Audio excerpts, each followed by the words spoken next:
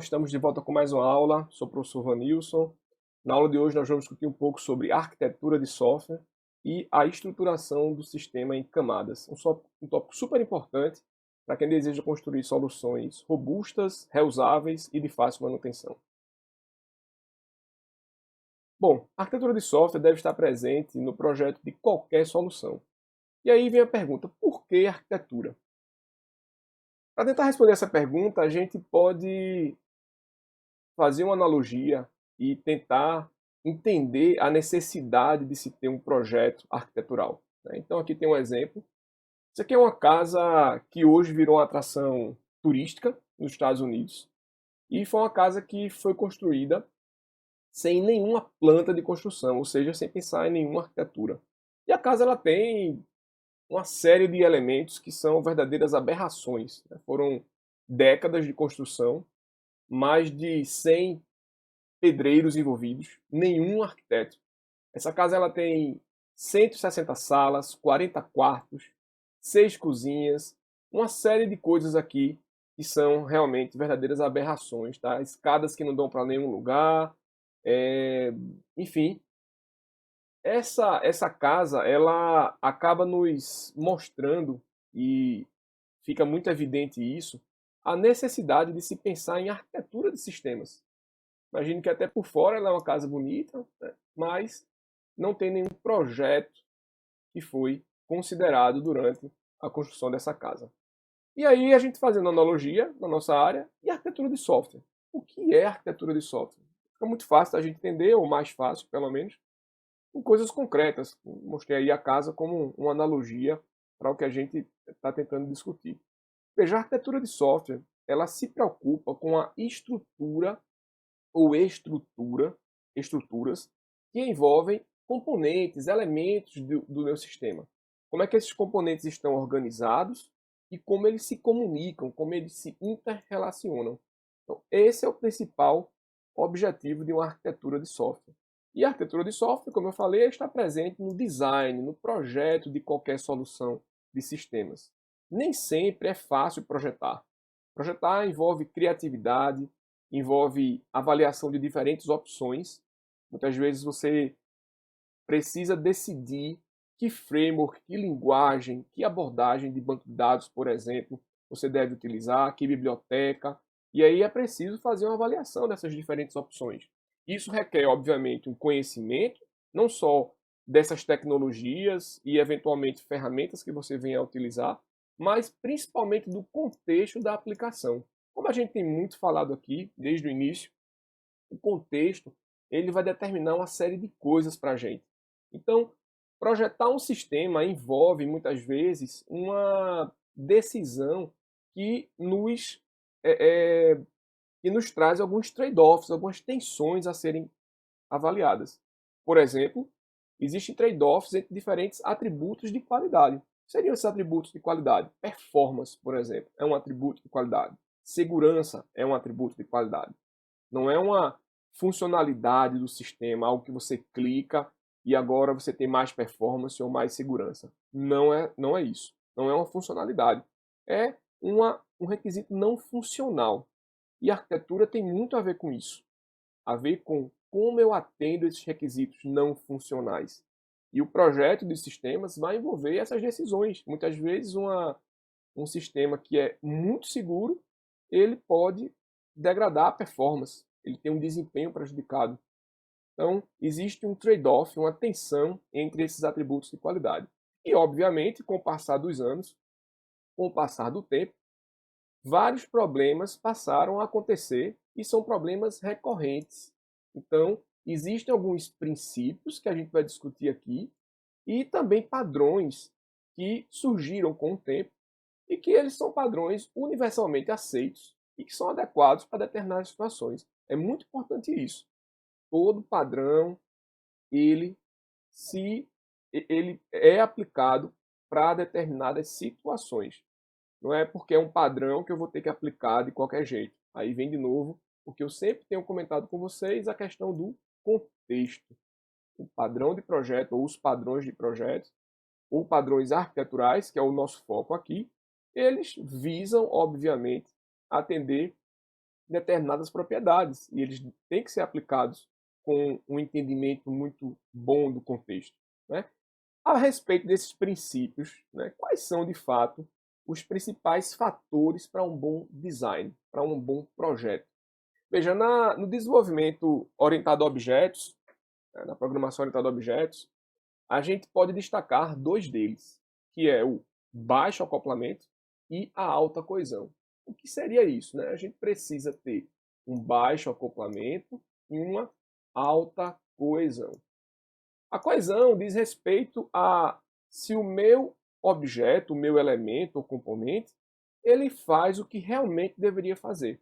É muito comum isso. Em arquitetura de sistemas, a gente tem que se preocupar em como a gente aloca as responsabilidades dos meus objetos, dos meus componentes, dos meus submódulos, dos meus subsistemas. No caso de orientação a objetos, eu tenho que ter esse entendimento porque eu não deveria, por exemplo, definir um método numa determinada classe que não tem nada a ver com aquela classe, que não seria, não está sob a responsabilidade daquela classe. Isso é muito importante, saber definir responsabilidade. E saber definir essas responsabilidades tem tudo a ver com coesão. A gente precisa de uma alta coesão, ou seja, a, as classes do meu sistema, falando de um sistema orientado a objetos, elas precisam fazer e têm uma responsabilidade muito bem definida, elas precisam fazer o que de fato dizem respeito ao conceito que elas representam. E o que seria o baixo acoplamento? O baixo acoplamento é a gente tentar evitar e minimizar as dependências desnecessárias. O sistema vai ter dependências, as classes vão ter dependências umas com as outras, os módulos vão ter dependências, isso é inevitável. Mas a gente precisa minimizar e eliminar as dependências desnecessárias. Uma coisa impacta a outra. Quando eu tenho uma baixa coesão, ou seja, a minha classe faz coisas que não estão sob a responsabilidade dela, eu acabo criando dependências com coisas que não deveriam. Eu não deveria ter. Então, são conceitos bem relacionados e dizem respeito aqui aos principais fatores para um bom design. Resumindo, a gente precisa de uma alta coesão e um baixo acoplamento. Tentar evitar dependências desnecessárias. Aqui tem até uma figura, né, a título de exemplo, em que você tem uma dependência totalmente arbitrária, ou seja, partes do sistema que dependem umas das outras de maneira totalmente arbitrária. Isso aqui é ruim. Por quê?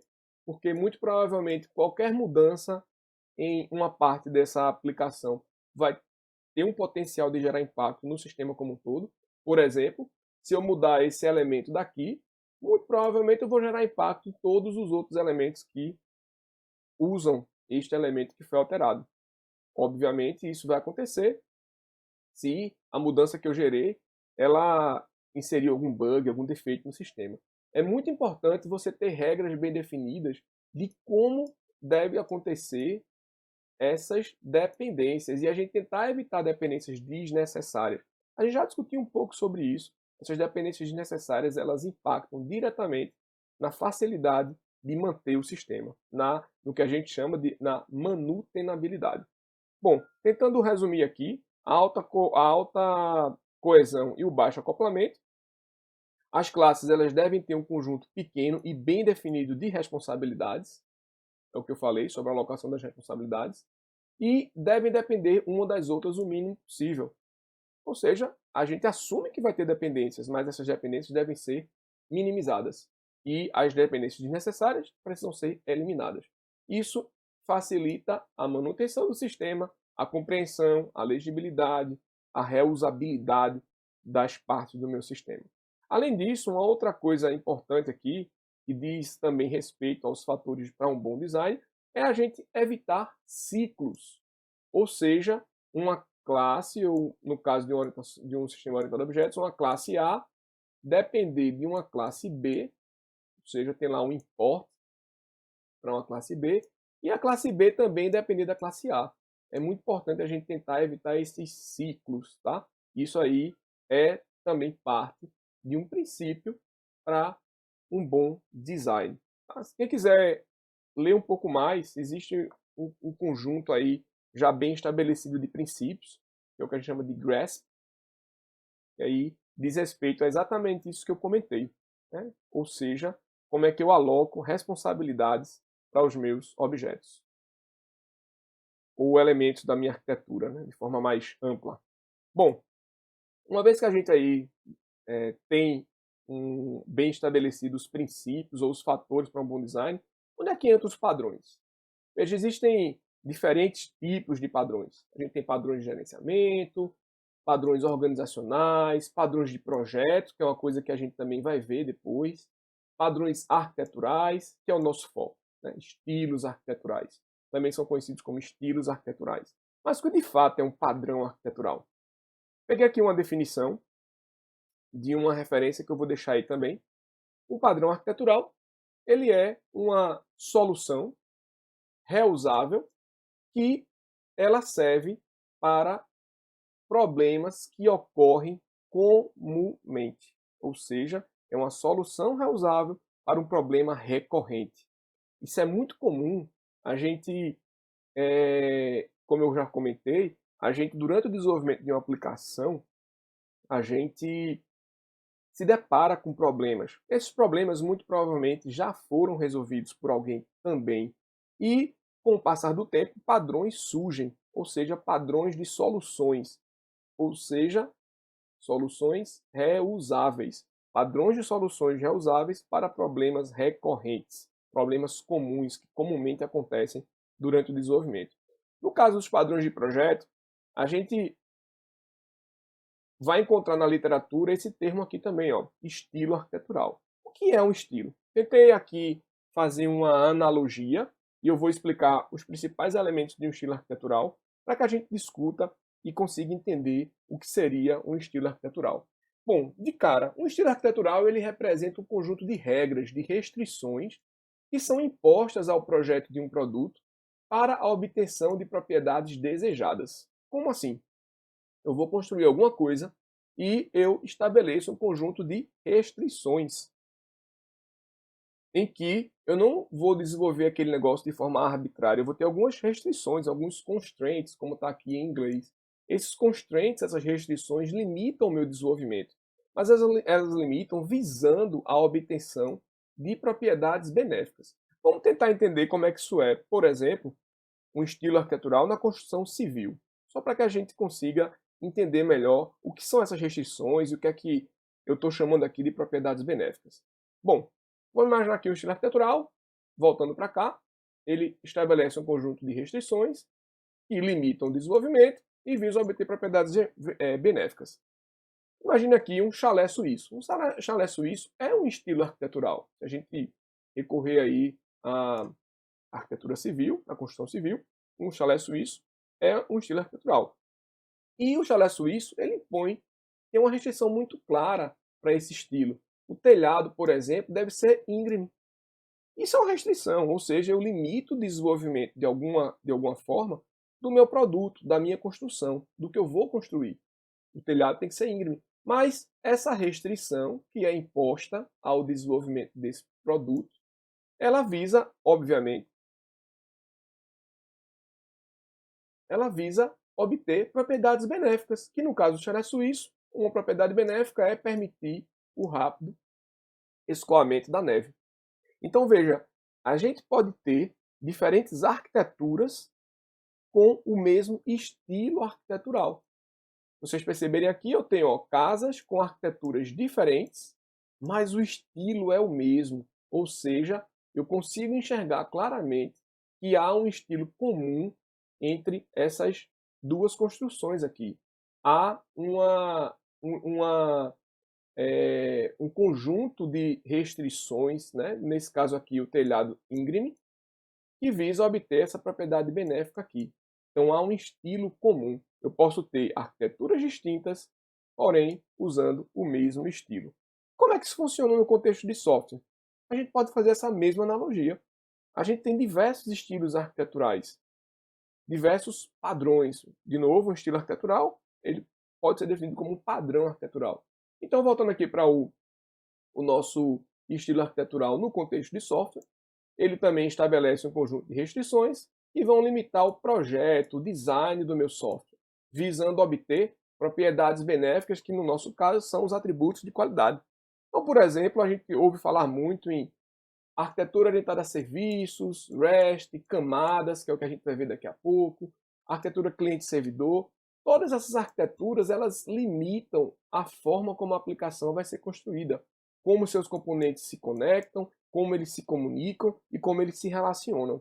Mas essa limitação que é estabelecida, elas visam obter propriedades benéficas, que são os atributos de qualidade, como, por exemplo, a gente pode citar aqui alta disponibilidade, performance, segurança, interoperabilidade e diversos outros. Existe um conjunto muito grande de atributos de qualidade que devem ser observados de acordo com o contexto e com a aplicação que você vai construir. Nesse caso aqui, essa analogia de estilo arquitetural é a mesma que a gente pode fazer com a construção civil, onde o produto que é construído é o meu sistema, o meu software. Tá? No nosso caso específico, e aí é uma arquitetura muito, um padrão arquitetural muito utilizado, a gente vai adotar o padrão arquitetural em camadas. Né? O que seria esse padrão arquitetural em camadas? Ele estabelece um conjunto de constraints. Quais seriam esses constraints? Imagine que a gente consiga dividir e agrupar o sistema, as classes, os elementos do sistema, com responsabilidades bem definidas. Eu estou desenhando aqui, imagine que eu tenho aqui, por exemplo, diferentes camadas da minha aplicação, onde eu tenho aqui, por exemplo, a camada de apresentação, ou seja, todas as minhas classes que dizem respeito a telas, à apresentação do sistema, a que o usuário interage, estariam aqui nessa camada, elas possuem uma responsabilidade bem definida, elas dizem respeito à apresentação.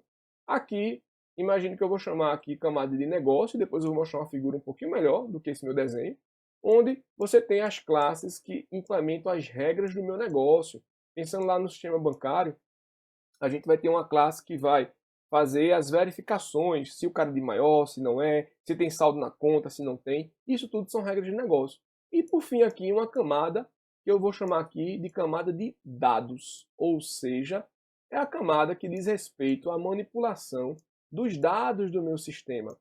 Os repositórios, que a gente vai ver o que é, e uma série de outras coisas. A arquitetura em camadas, ela estabelece um constraint, uma restrição muito importante.